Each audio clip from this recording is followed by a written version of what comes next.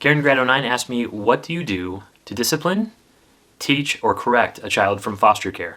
And so it's a long question actually, but basically what discipline strategies do you use? What correcting principles? How do you handle it? What do you do? All these things. And so today we're going to talk about how to handle challenging behaviors with kids from hard places or kids that have had some kind of trauma or just extreme behaviors in general from children. So here we go. 2, 3. Let's go.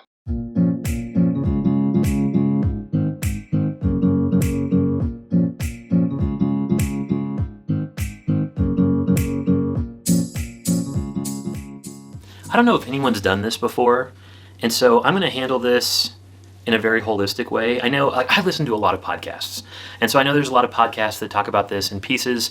I'm going to tell you my whole strategy around how I deal with really challenging behaviors from kids in foster care. However, this is not an easy or simple thing to think about.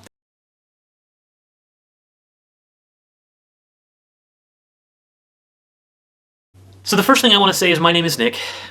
I've been a foster parent for like 7 years now. However, I've been around foster care my entire life, pretty much, one way or another. And then my mother was a social worker starting around the time that I was in middle school or junior high. And then, grew up, volunteered with foster kids through my mother's agency mostly. My other experience, I guess I was a child development major, you should know that.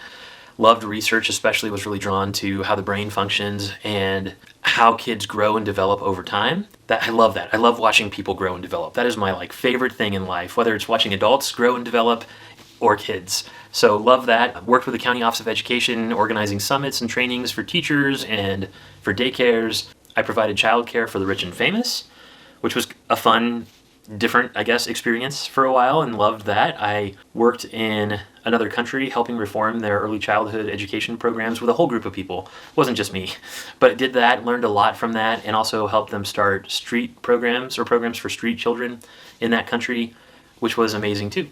Was involved in camp ministries, working with kids of a whole bunch of different ages, all the way up for a long time. Loved that, did that for a while, was the director of a camp. Have done a lot with kids. I'm currently a youth pastor.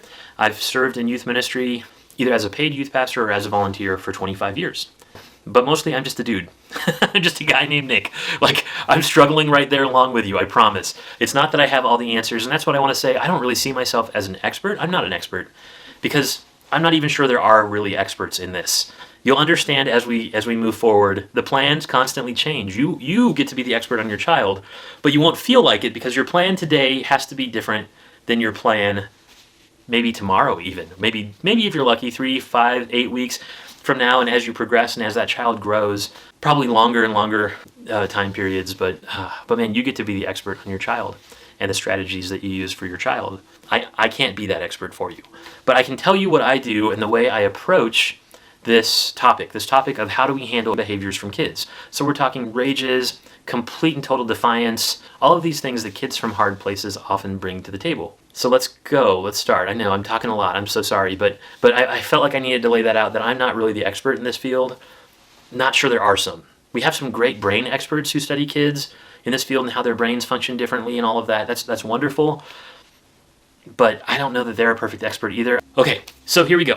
I've had to develop a holistic understanding of how to approach this topic, these negative behaviors, because I've had to deal with them, and I've had to find a way that works both long-term and short-term. Works as much as anything can work. So you can pipe in, I hope you do. I don't see this so much as an answer, as a way to begin the conversation. So the more you add to the comments section, I think the more of a resource this will be for your fellow brothers and sisters who are in foster care serving together. So please, please, please do that. Number one, I want to talk about the brain and how it develops. So, okay, this is your brain, right? This is your brain, right there. And so it's actually, if you were to unravel it, it's kind of like a palm. And it grows this way. It grows up, right? So, it curves around like that, but it grows up and outward towards the fingertips in this case. But not that your brain has fingertips, but, So down here is frequently what we call the brainstem, and up here at the top would be the prefrontal cortex. Okay, so this is your brain. Now the brain develops this way, okay? So down, up. The problem is with kids who come from hard places is that often they get stuck here. they spend an awful lot of their time, we might call this the lizard brain. I've heard that term used around quite a bit. So we might call this the lizard brain. Often they've spent a lot of time down here in the lizard brain, right? This is where fight, flight, and freeze live. Lizard brain. This is the self-preservation. I'm in a dangerous environment, or I perceive myself to be in a dangerous environment, so I'm going to live down here because this is how I keep myself safe. Problem is, when we live down here, we don't grow in our ability to self-regulate, all the things that we're talking about, upper brain functions, right? We don't get there very quickly when we spend all of our time down here. So we're stuck in this part of the brain. That's why children from hard places often don't develop as quickly as other children do. So they're going to be behind a little bit in the way they develop. Now, the other thing that happens, so maybe you're like, my kid was great all the way through those childhood years, and then we hit like junior high, and I don't know what happened. It's been terrible. So if that's you, what's happened is the brain has developed this way. And then these parts, as I understand it, again, I'm not claiming to be an expert. I have studied the brain a fair amount, but I'm not claiming to be an expert on this topic by any means. But what happens is up here, these start rearranging. They go like cattywampus as they start to rearrange so they can develop more. Then development that way readjusts and goes backwards. All right. So this is totally a middle schooler. Like that is the perfect.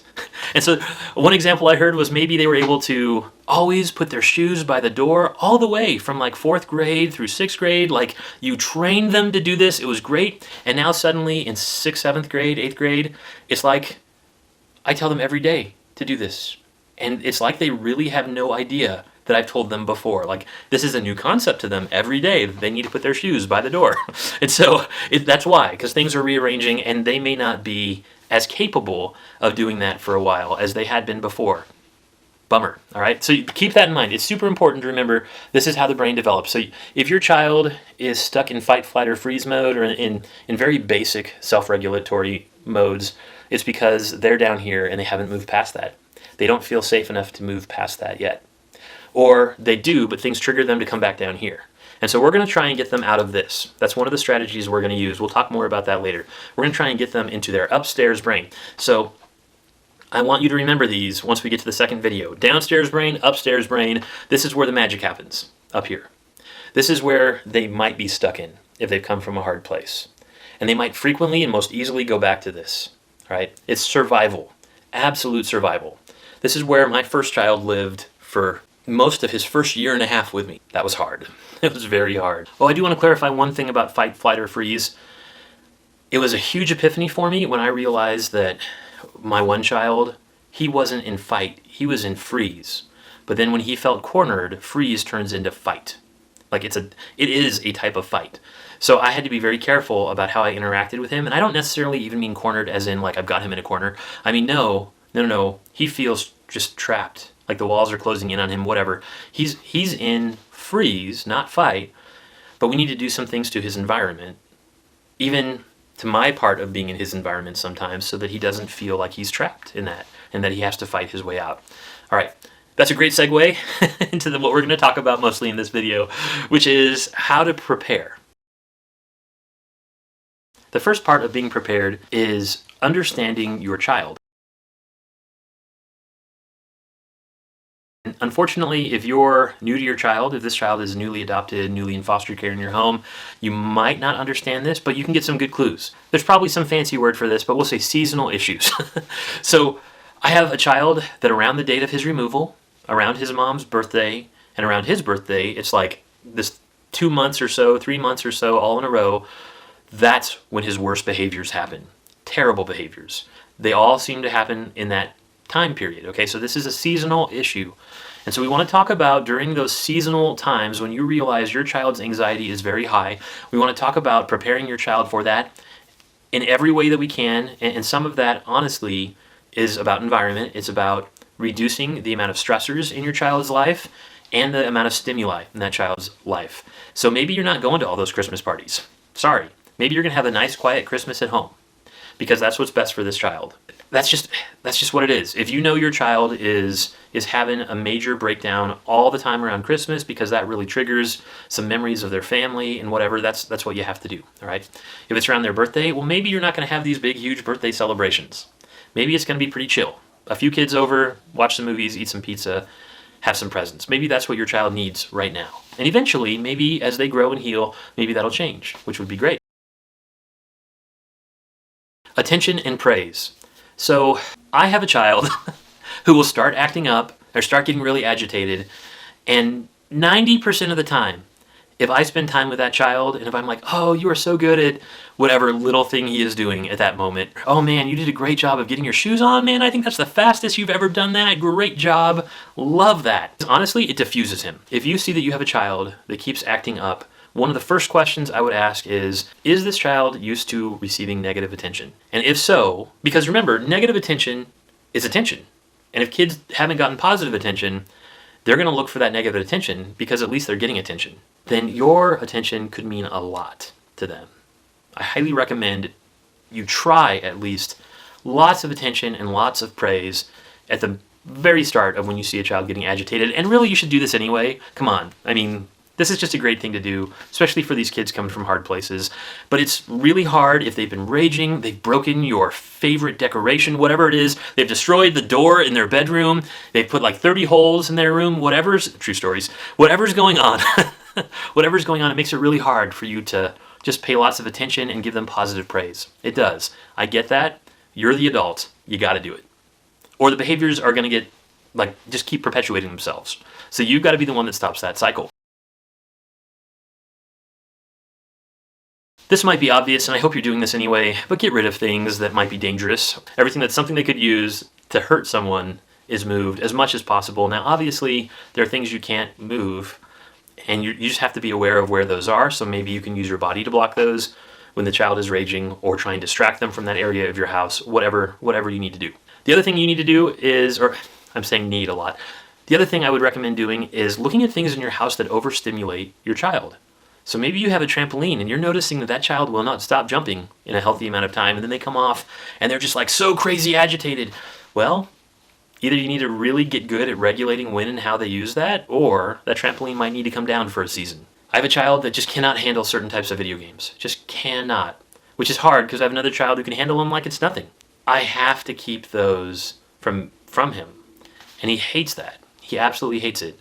Because he also is drawn to these games. But I know if he plays them, it's going to be really hard on our family for the next few days. And it's just not worth it most of the time. Once in a while, as a special treat, I'll take it. But for most of the time, no, it's not worth it. Routines. Most of you know this if you've got kids already, but your routines are so, so important. I mean, even silly things like the phrases you say to kids during times. We always do the good night, sleep tight, don't let the bedbugs bite, and if they do, let them chew till you're black and blue, toodaloo, good night, and I love you. We do that little phrase every night at bedtime, and honestly, kids look forward to it, and if I forget, they get Nick, get back in here. You better get in there, and you better come give me my nighttime phrase. So they thrive on that routine. They know what to expect. Same thing when you're saying goodbye to a kid if they're getting on the bus to go to school. Always try to say the same things as they go. Those are funny little word things, but they matter, and so do your routines.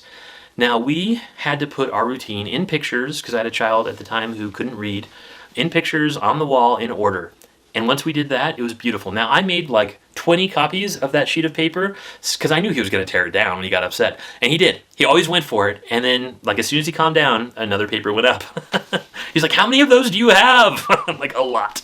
I have a lot of those pieces of paper. So we kept doing that. We kept putting them up and having that visual aid. First of all, just so the child can always look and go, oh yeah, that's next. There's some comfort there, which helps keep them from getting agitated. The other thing is you can just say, I'm not arguing with you. Look at the routine over here. It says that after this comes this. It's right there. You should know that. And the child will be like, okay, fine, whatever. Now, is it still okay to give them a choice and say, okay, we can skip the chicken brushing his teeth as long as we come back to it?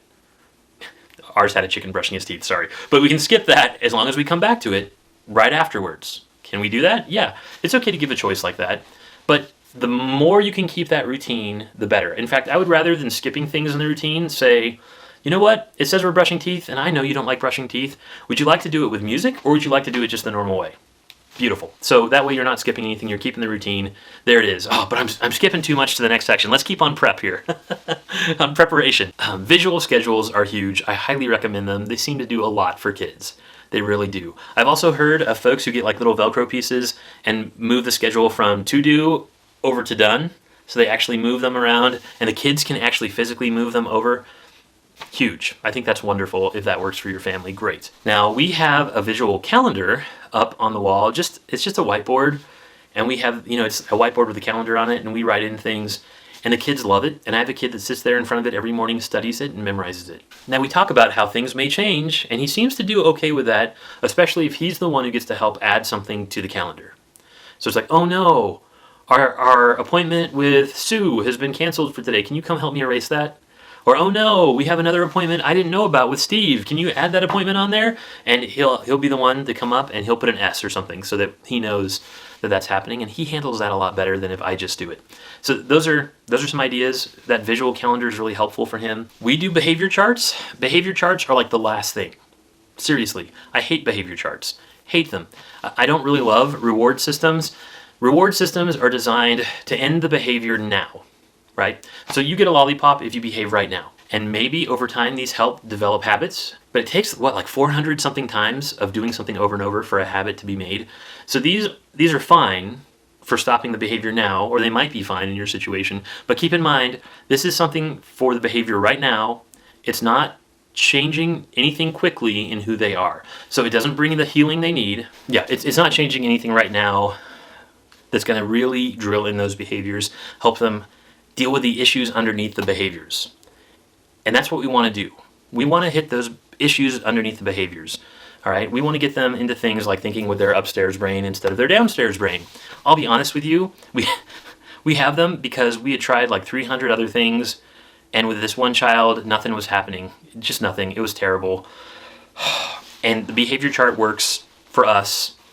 I would say 1 out of every 4 days, the behavior chart works for us. Thank you for watching this video. I'm not super high energy today. Sorry about that. I don't know why. Maybe it's the topic and I'm going like, oh, this is real for me. But whatever it is, I'm not super high energy today. Thank you for watching the video. I hope this has been helpful to you. Man, please add into comments stuff you have to add or questions you have. This is a 3-part series. So again, this is just the prep.